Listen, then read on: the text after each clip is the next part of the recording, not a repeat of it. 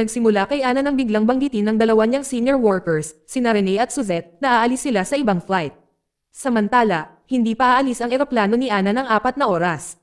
At doon na niya naisip, sinadya nila siyang dalhin sa airport ng maaga para lang maayos niya ang mga bagahe at mga pangangailangan nila sa huling minuto bago sila umalis. Pero, bilang junior employee, wala talagang kapangyarihan si Ana na tumanggi. Lingid sa kanilang kaalaman, narinig ito ng isang babaeng staff ng airport. Hindi nagtagal, lumapit ang kanilang arrogant na boss, si Claire. Walang pakialam si Claire na si Ana ay may iwan mag-isa ng ilang oras at posibleng makarating sa London na pagod na pagod. Para sa kanya, ang tanging mahalaga ay manatiling alerto si Ana at handa ng magtrabaho kinabukasan. Pagkatapos, umalis sina Rene, Suzette, at Claire, at naiwan si Ana ng mag-isa. Nang tingnan ng staff ng airport ang pagkakalagay ng upuan ni Ana, nagulat siya. Inilagay ni Rene at Suzette si Ana sa isang masikip na upuan na halos walang espasyo para sa mga binti sa tabi mismo ng banyo. Naawa sa kanya, tahimik na gumawa ng desisyon ng staff. Itinaas niya si Ana sa first class. Walang ideya si Ana na ang isang maliit na pagbabagong ito ay maglalagay sa kanya sa landas ng isang mayamang lalaki na haantong sa pagbabago ng kanyang buhay. Matapos maayos ang lahat, sinamahan siya ng isang manager papunta sa first class lounge. Ito ang unang pagkakataon na tretuhin siya ng ganito, kaya sinamantala niya ng husto ang premium na karanasan. Pagkatapos, pagtalikod niya pagkatapos sagutin ang isang tawag, nakasalubong niya ang isang gwapong lalaki. Bago pa man makapag-react si Ana, agad na pumasok ang mga first class staff at inayos ang nakakailang na sandali na parang wala lang. At dahil nakasuot pa rin ng face mask, kakaiba ang pakiramdam ni Ana. Hindi halata ang kanyang mga katangian sa isang tingin. Ipinapalagay niya na ang maikling pagkikita na iyon ang huling pagkakataon na magtatagpo sila. Pero hindi pala, sakay sila ng iisang eroplano at napansin ni Ana ang isang sariwang mantsa sa pantalon ng lalaki. Agad siyang natauhan dahil sa kahihiyan na naranasan niya. Pagkatapos ay may napagtanto siyang mas malala pa. Nakaupo ito sa tabi niya. Akala ni Ana ay hindi siya makikilala, ngunit ang kakaibang kilay nito ay nagpapahirap sa kanya na manatiling hindi kilala kaysa sa inaasahan niya. Mabuti na lang at ang lalaki ay tunay na mabait at madaling pakisamahan. Sa halip na magmukhang naiinis, tinatrato siya nito ng may init at pakikipagkaibigan, kaya't nabawasan ang tensyon sa buong sitwasyon. Habang nagpapatuloy ang biyahe, madaling damaloy ang kanilang pag-uusap. Ang nagsimula bilang isang maliit na usapan ay unti-unting nagpapawi ng awkwardness sa pagitan nila. Nagpalitan sila ng mga kwento tungkol sa kanilang buhay, trabaho, at ambisyon. Ipinakilala ng lalaki ang sarili bilang si William. Medyo nag-aalangan noong una, tinanong niya kung bakit nandito si Ana sa London. Ngumiti ito at sinabing naroon siya para sa negosyo. Sa reaksyon niya, halata na inaakala niyang isa itong direktor. At sa halip na itama siya, hinayaan ni Ana na paniwalaan ito. Ang totoo, hindi talaga direktor si Ana. Isa lamang siyang ambisyosong katulong na nagtatrabaho. Gayunpaman, nangangarap siyang maging isang taong kasing husay balang araw, o marahil ay magkaroon pa ng sarili niyang art gallery. Gayunpaman, ibang-iba ang realidad. Nakatira siya sa apartment ng kanyang kapatid kasama ang kanyang hipag, tahimik na tinitiis ang araw-araw ng mga reklamo at banayad na pagtutol. Sinabi niya na mananatili siya rito ng 3 linggo. Pagkatapos isang araw, nagbago ang lahat. Bigla siyang inutusan ng kanyang amo na mag-impake at lumipad papuntang London. Ang kanyang hipag ay sabik na tulungan siyang maghanda, halos nakahinga ng maluwag nang makita siyang umalis. At nang ganoon na lang, natagpuan ni Ana ang kanyang sarili sa isang eroplano na patungo sa isang bagay na mas malaki. Habang nagpapatuloy ang paglalakbay, nalaman ni Ana na si William ay nagmula sa isang mayaman at respetadong pamilya sa London. Kahit na sinubukan na niyang bumuo ng sarili niyang proyekto, pakiramdam niya ay marami pa siyang hindi nagagawa. Iyon ang isa sa mga dahilan kung bakit niya hinahangaan si Ana, sa paniniwalang naakyat niya ang daan patungo sa isang mahalagang posisyon sa murang edad. Maya-maya, lumapag na sila. Pagkalabas ng paliparan, sinundan ni Ana ang kanyang direktor papunta sa hotel. Habang nakatayo sila sa labas, isang eleganteng babae na may makapangyarihang presensya ang lumapit sa kanila. Ang babaeng ito ay si Catherine, ang ina ni William. Sa isang sulyap pa lang, tila naintriga si Catherine kay Ana.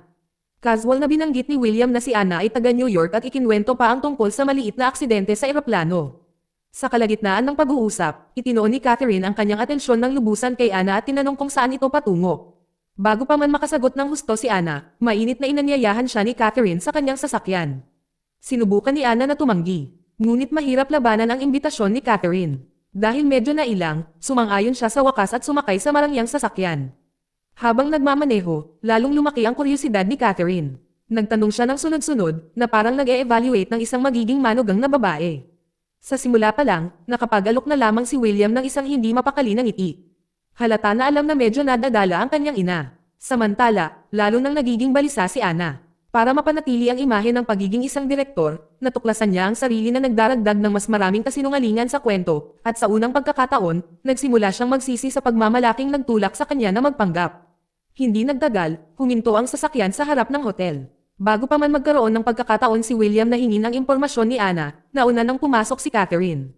Madali niyang nakuha ang numero ni Ana at mainit na ipinahayag ang kanyang pag-asa na maaari silang magkita muli sa lalong madaling panahon. Mula sa labas, si Ana ay mukhang isang batang direktor na may kumpiyansa. Makinis at mahinahon, ngunit sa sandaling pagpasok niya sa mga pinto ng hotel, naglaho ang imaheng iyon. Bumalik siya sa pagiging masoneering assistant ni Claire. Iniabot ni Claire sa kanya ang isang gabay na libro at mariing tinuruan siya na isaulo ang bawat presyo ng sining na nakalista sa loob bago siya bumalik mula sa Roma. Hindi nang ahas si Ana na magpabeya. Dumiretso siya sa sangay na tanggapan ng London, hila-hila ang kanyang mabigat na malite sa mga abalang kalye ng lungsod. Sa gitna ng kinang at kaguluhan ng London, kitang-kita ang kanyang determinasyon, bagamat may halong pagkapagod. Halos hindi siya nakarating sa meeting ng kumpanya sa tamang oras. Doon niya nalaman na ang kumpanya ay nakakuha lamang ng isang malaking proyekto na tumutulong sa isang bilyonaryo na i-auction ang isang napakahalagang koleksyon ng sining. Ang hindi alam ni Ana ay ang misteryosong bilyonaryong ito ay si Catherine, at lalo lamang nagiging mahirap ang mga bagay-bagay. Sinimulan ni Rene at Suzette na pahirapan palalo ang kanyang buhay. Dahil limitado ang espasyo sa opisina, itinulak nila si Ana sa isang madilim at mamasamasang lugar ng trabaho sa silong. Gayunpaman, hindi siya nagreklamo. Alam niya na kung gusto niya ang pagkilala kay Claire, kailangan niyang patunayan ang kanyang sarili anuman ang mangyari.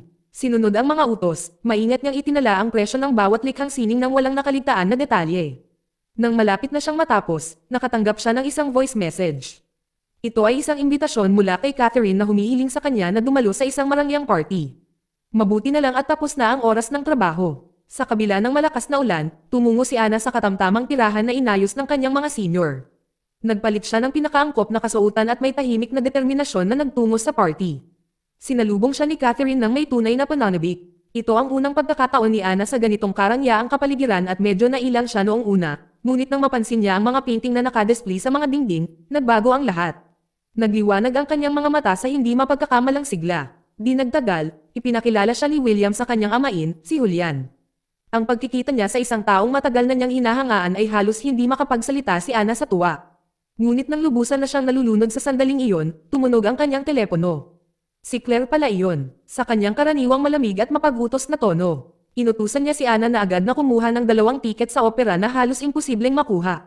Bago pa makapagpaliwanag si Ana, natapos ang tawag, agad na naging mabigat ang kanyang nararamdamang tuwa. Tapat niyang inamin na kailangan na niyang umalis para maghanap ng mga tiket. Hindi inaasahan, nag-alok ng tulong si Julian. Dahil doon pa lang ay medyo nabawasan na ang kanyang tensyon. Pagkatapos, sa imbitasyon ni Catherine, lumipat sila sa isang pribadong silid-aralan na puno ng mga pambihirang obra maestra na parang isang nakatagong silid ng kasaysayan ng sining. Nakatayo sa gitna ng mga gawang iyon, pakiramdam ni Ana ay lubos na nasa kanyang elemento. Taglay ang propesyonal na pananaw at tunay na pagnanasa, sinimulan niyang talakayin ang mga ipinintang larawan isa-isa. Ang kanyang mga paliwanag ay matalas, maalalahanin, at may kumpiyansa. Habang mas nagsasalita siya, mas humahanga si Catherine. Sa gitna ng kanilang nakaka-relax na pag-uusap. Dahil halos perpekto ang pagkakahanay ng lahat, sandaling pinag-isipan ni Catherine na italaga si Ana sa buong subasta mismo. Ngunit dahil malapit ng mabunyag ang hindi pagkakaunawaan tungkol kay Ana bilang isang direktor, mabilis at maingat na ipinaliwanag ni Ana na isa lamang siyang kawani mula sa New York na nagpadala ng para tumulong. Nilinaw niya na wala siya sa posisyon para gampanan ang ganoong antas ng responsibilidad. Maaari itong lumikha ng kalituhan sa loob ng kumpanya at sa teknikal na aspeto ay hindi niya ito na awtoridad. Dahil sa kung gaano kakatwiran at mapagkumbaba si Ana, nagpasya si Catherine na huwag ituloy pa ang ideya. Pagkatapos ng gabing iyon, ibinuhos ni Ana ang kanyang sarili ng lubusan sa kanyang trabaho. Kasabay nito, tahimik na naghanap si Catherine ng mga paraan para matulungan ang kanyang anak na gumugol ng mas maraming oras kasama si Ana. Sinadya niyang ibigay ang sitwasyon ng tiket ng opera kay William, at syempre, sinamantala ni William ang pagkakataon. Inaangkin niya na naiwan ang mga tiket sa bahay at iminungkahi na sumama si Ana sa kanya para kunin ang mga ito. Habang nasa daan, parang walang kahirap-hirap ang kanilang pag-uusap. Pinag-uusapan nila ang malalaking pangarap, maliliit na pang-araw-araw na gawi, at lahat ng nasa pagitan. Ang pagbabahagi ng mga kwento ay tila mas mabilis na naglalapit sa kanila kaysa sa inaasahan nilang dalawa. Matapos patagilan ang sandali, sa wakas ay hinugot ni William ang mga tiket sa opera mula sa kanyang bag. Di nagtagal, bumalik si Claire mula sa Roma. Ang kanyang mapangahas na presensya ay hindi nagbago kahit kaunti-kaunting. Nang walang gaanong paliwanag, hinagis niya ang isang damit kay Ana at inutusan itong asikasuhin ang lahat. Dahil alam niya kung gaano kahirap makuha ang mga tiket sa opera. Nakausap na niya ang tatlong magkakaibang tao. Sa unang pagkakataon, tunay na pinatunayan ni Ana ang kanyang sarili nang ibigay niya ang mga tiket kay Claire. Nakamit niya ang papuri at pagkilala. Ngunit sa likod ng mga papuri, ramdam niya ang puot ni Rene at Suzette. Gayunpaman, lalo lamang lumalakas ang kanyang kumpiyansa. Samantala, si William ay lalong naging bukas sa pagtugis sa kanya. Nagpadala siya ng imbitasyon. Nang makita ang naeleganteng damit na hiniling ni Claire na hawakan niya, gumawa si Ana ng isang matapang na desisyon. Isinuot niya ito at dumalo sa kaganapan. Gaya ng dati, malinaw na gusto siya ni Catherine. Magkasama silang apat na pumasok sa lugar, parang isang pamilya, napapalibutan ng mga kilalang tao sa mga piling tao sa lipunan. Sandaling naramdaman ni Ana na parang siya talaga ang matagumpay na batang direktor na pinaniniwalaan ng lahat. Ngunit nang magsimula siyang madala sa kaakit-akit na mundong iyon, biglang lumitaw si Claire at hinayla siya pabalik sa realidad, na sumire sa papel na kanyang ginagampanan. Bago pa man makapagtanong ang sino man ng masyadong maraming tanong, natarante si Ana at mabilis na umalis sa kaganapan. Nag-aalalang sinundan siya ni William. Sa pagkakataong ito, ayaw niyang mag-aksaya ng kahit isang segundo. Mula nang bumalik sa London, karamihan sa kanilang mga pagkikita ay nangyari dahil sa pagkakasangkot ng kanyang ina. Ngayon, gusto niya ng isang sandali na para lamang sa kanilang dalawa lamang. Dinala niya si Ana sa isang maliit at nakaka-relax na bar at sa unang pagkakataon matapos ang ilang panahon. Nakaramdam siya ng kapanatagan. Walang pressure mula kay Claire, walang panghihimasok mula kina Rene at Suzette. Isang simple at mainit na gabi kung saan makakahinga siya at masisiyahan sa pagiging sarili, kahit sandali lang. Naglakad-lakad sila sa tahimik na mga kalye, nawawala pa rin sa isang komportable at maayos na pag-uusap, hanggang sa wakas ay marating nila ang hotel kung saan umano ay nananatili si Ana. Doon, nag-atubili si William, ngunit tapat na inamin niyang gusto niyang umakyat sa itaas at umupo ng kaunti pa. Agad na bumalik ang pagkabalisa ni Ana. Alam niyang hindi talaga siya nananatili sa marangyang hotel na iyon, at maaaring lumabas ang katotohanan anumang oras. Nag-aatubiling magpaalam si William. Bago umalis, naglakas loob siyang halikan ito. Binago ng maikling halik na iyon ang lahat. Nagbago ang pakikitungo nila sa isa't isa pagkatapos noon. Nagsimula silang mag-date ng simple, mamasyal sa mga shopping center, magsalo sa pagkain, magtawanan sa maliliit na bagay. Dahan-dahan ngunit tiyak, lalong umiinit ang kanilang mga damdamin. Kahit pinupuyat pa rin si Ana ng takot na baka mabunyag ang kanyang tunay na pagkakakilanlan, ang sinseridad at kabaitan ni William ay unti-unting nagpapagaan ng kanyang mga alalahanin. Bukod pa riyan, pinatunayan ni William ang kanyang sarili. Sa pamamagitan ng talento at pagsusumikap, nakakuha siya ng posisyon sa isang prestihiyosong kumpanya sa New York. Parang isang magandang senyales ito para sa kanilang kinabukasan, isang posibilidad na kapag bumalik na si Ana sa New York, maaari na silang magpatuloy sa pagbuo ng isang bagay ng magkasama. Pagkatapos, mula sa kung saan, dumating ang nakakagulat na balita. Biglang kinansela ni Catherine ang subasta ng kanyang buong koleksyon ng sining. Agad na pinaghihinalaan ni Claire ang isang sabuatan mula sa mga kakompetensya. Nagutos siya ng isang buong investigasyon upang malaman kung sino ang lihim na nakipag-ugnayan sa pangunahing kliyente. Walang umaasa na ang sagot ay tumuturo kay Ana. Pagkatapos ng pulong, biglang sumulpat si William ng walang babala, hinahanap siya. Natarante si Ana at mabilis siyang hinayla palayo dahil sa takot na baka makita sila ng kanyang mga kasamahan sa trabaho na magkasama. Ang sumunod ay isang mainit na pagtatalo. Iginiit ni Ana na ang desisyon ni Catherine na kanselahin ang subasta ay walang kinalaman sa kanya. Ngunit pakiramdam ni William ay hindi ganon kadali. Si Catherine ang kanyang ina at anuman ang gawin niya ay nakakaapekto sa kanilang dalawa. Mas lalong tumindi ang tensyon ng aminin ni William kung gaano siya nadismaya. Naniniwala siyang ang subasta ang pinakamalaking sandali sa karera ni Ana at nakisali siya dahil inakala niyang ang kanilang relasyon ay nakabatay sa pagkakaintindihan. Sa kaibuturan niya, nagsimula siyang magtanong kung ang kanilang pagiging malapit ay mahalaga lamang kapag may makukuha si Ana. Habang pinapanood niya si William na lumalayo, tinamaan ng matinding pagsisisi si Ana. Iniisip niya kung ang kanyang mga salita ay masyadong matalas, kung nasaktan ba niya ito ng higit pa sa kanyang inaakala. Sandali, umaasa siyang ang lahat ay maaaring maglaho. Ngunit pagkatapos, isang mensahe mula kay Suzette ang nagpalungkot sa kanyang puso.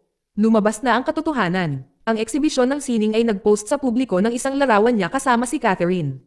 Ngayon ay wala nang mapagtataguan. Dahil sa pangungutya ni Rene at Suzette at ng malupit na pagtatanong ni Claire, sa wakas ay inamin ni Ana ang lahat, kabilang ang kung paano niya minsay kinausap si Catherine tungkol sa kahulugan ng pag-ibig sa likod ng mga likhang sining. Ngunit ipinahayag, hindi ito katapatan. Ito ay isang nakamamatay na pagkakamali. Si Ana ay hinakusahan ng pagpanggap na direktor, isinapanganib ang isang mahalagang pakikipagsosyo, at nagdulot ng malalaking pagkalugi para sa kumpanya. Sa malamig na pagsang-ayon mula sa direktor ng London, si Ana ay tinanggal ng walang pag-aalinlangan. Sa isang iglap, nawala sa kanya ang trabahong pinaghirapan niyang makamit at ang pangarap na ipinaglaban niya ng buong puso. Habang hinihila ang kanyang mabigat na malita, si Ana ay umupo mag-isa sa isang bangko sa parke, tuluyang nawala sa kanyang mga iniisip. Matapos ang mahabang panloob na labanan, sa wakas ay nakapagdesisyon na siya. Sa isang pagkakataon sa kanyang buhay, magiging matapang siyang maging sarili niya. Pumunta siya para makita ang mga magulang ni William. Taglay ang kababang loob ng isang taong nakakaalam na nagkamali siya. Tapat niyang inamin ang lahat kay Catherine. Inamin niya na siya ay tinanggal na minsan siyang nagpanggap na isang direktor, at nagsimula ang lahat sa pakikipagsosyo sa subasta. Ngunit sa pagkagulat ni Ana, hindi siya sinigawan ni Catherine. Walang galit, walang paghuhusga, kundi isang mahinahong ekspresyon na mas lalong naguluhan si Ana. Pagkatapos ay may nangyaring mas hindi inaasahan. Nagpalakpakan sina Catherine at ang kanyang asawa. Doon nalaman ni Ana ang katotohanan. Matagal nang alam ni Catherine ang tunay na pagkakakilanlan ni Ana. Ang pagkansela ng subasta ay hindi kailanman tungkol sa galit. Ito ay isang estratehikong hakbang upang maglagay ng presyon at makipag-ayos ng mas magagandang kondisyon. Sa simula pa lamang, nakita na ni Catherine ang talento at potensyal ni Ana. Kaya naman, kahit alam niyang minsan ay nagpanggap siyang direktor, patuloy niya itong tinatrato ng may respeto at pagpapahalaga.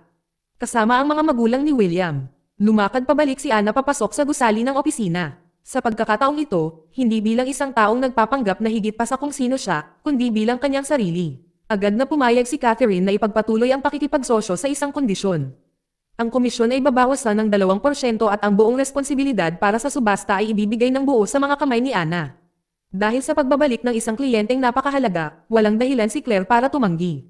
Dahil doon, hindi lamang nakabalik si Ana sa trabaho, naghatid din siya ng isang kahangahangang tagumpay para sa kumpanya. Ang mga taong dating minamaliit siya ngayon ay biglang nagpakita ng palakaibigan at magalang ng ngiti. Dahil sa maingat na pagpaplano at matalinong mga estratehiya sa marketing na dinisenyo mismo ni Ana, ang subasta ay naging isang malaking tagumpay na higit pa sa inaasahan. Gayunpaman, ang guilt na dala niya ay nagtulak sa kanya na gumawa ng isa pang bagay. Hinanap niya si William. Binisita niya ang paaralan kung saan nagtuturo ang lalaki at sa wakas ay ibinuhos ang kanyang nararamdaman. Sa pagkakataong ito, nang hindi nagtatago sa likod ng anumang kasinungalingan, humingi siya ng tawad sa panlilinlang sa lalaki, ngunit nilinaw na ang kanyang tunay na sarili ay hindi kailanman peke. Sa huli, hindi agad pinagtagpo sila ng tadhana. Maaaring nakaupo na ngayon si Ana sa first class, ang mismong upuan na minsan niyang pinapangarap, ngunit ang kanyang puso ay hindi kasing puso ng kanyang inaakala. Lumipas ang 6 na buwan. Sa wakas ay natupad ni Ana ang kanyang pangarap na magbukas ng sarili niyang art gallery. Sa araw ng grand opening ng eksibisyon, isang maliit at pamilyar na bagay ang nakakuha ng kanyang atensyon. Ito ay isang maliit na bote ng asin at paminta, tulad ng muntik na niyang makuha mula sa eroplano. At nang lumingon siya, halos tumigil ang kanyang puso. Nakatayo doon ang parehong lalaking nakilala niya noong sa first class. Ang lalaki mula sa maikling engkwentro na nagpabago sa kanyang buhay magpakailanman. Sa pagkakataong ito, wala nang mga hindi pagkakaunawaan na natitira. Pinili ni Ana ang katapatan, hindi lamang kay William, kundi sa kanyang sarili. Inamin niya na ang kanyang ambisyon ay minsang nagtulak sa kanya ng labis, ngunit ang kanyang pag-ibig ay hindi kailanman naging kasinungalingan. Si William, na minsang nakaramdam ng pagkakanulo, ay sa wakas ay naunawaan na ang nagpaibig sa kanya ay hindi kailanman ang kanyang pangalan o ang imaheng ipinakita niya. Dito nagtatapos ang kwento. Salamat sa panonood, kaibigan.